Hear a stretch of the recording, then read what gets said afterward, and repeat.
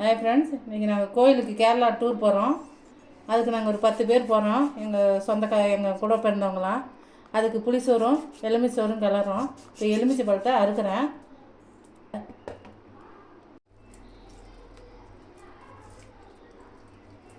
எலுமிச்சத்துக்கு கல்லெண்ணெய் ஊற்றினா தான் சாப்பாட்டிலே இருக்கும்.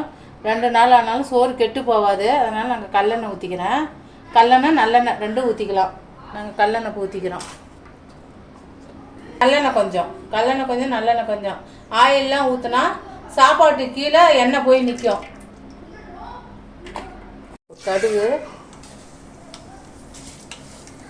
காயும் போட்டுக்கலாம். கொஞ்சம் மிளகாய் கருப்பானா தான் நல்லாயிருக்கும் சாப்பாட்டில்.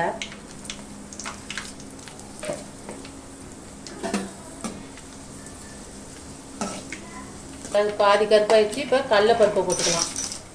தேவையான அளவு கடலைப்பருப்பு, பூண்டையும் போட்டுக்கலாம்.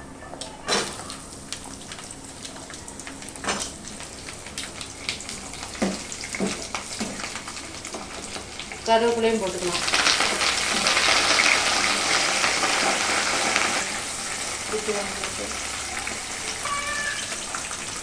இப்போ நிலக்கடலை சாப்பாட்டுக்கு கடிச்சிக்கிற மாதிரி இருக்கிறதுக்கு ஒவ்வொன்றும் சாப்பிட்றதுக்கு நல்லாயிருக்கும். ஒரு வாய்க்கு ஒரு கல்லட்ட மாதிரி கடலைப்பட்டை கொஞ்சம் போட்டுக்கலாம்.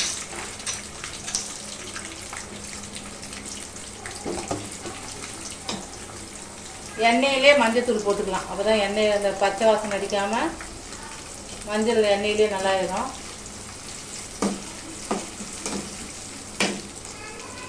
உப்பு தேவையான அளவு இந்த எலுமிச்சத்துக்கு.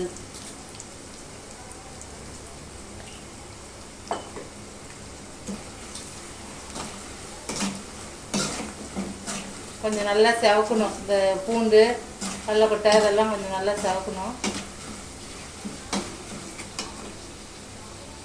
இப்போ எலுமிச்சாரை ஊற்றிக்கணும்.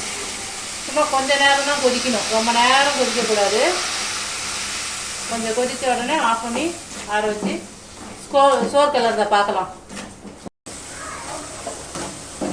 இறக்கிடும். ஆஃப் பண்ணிடணும்.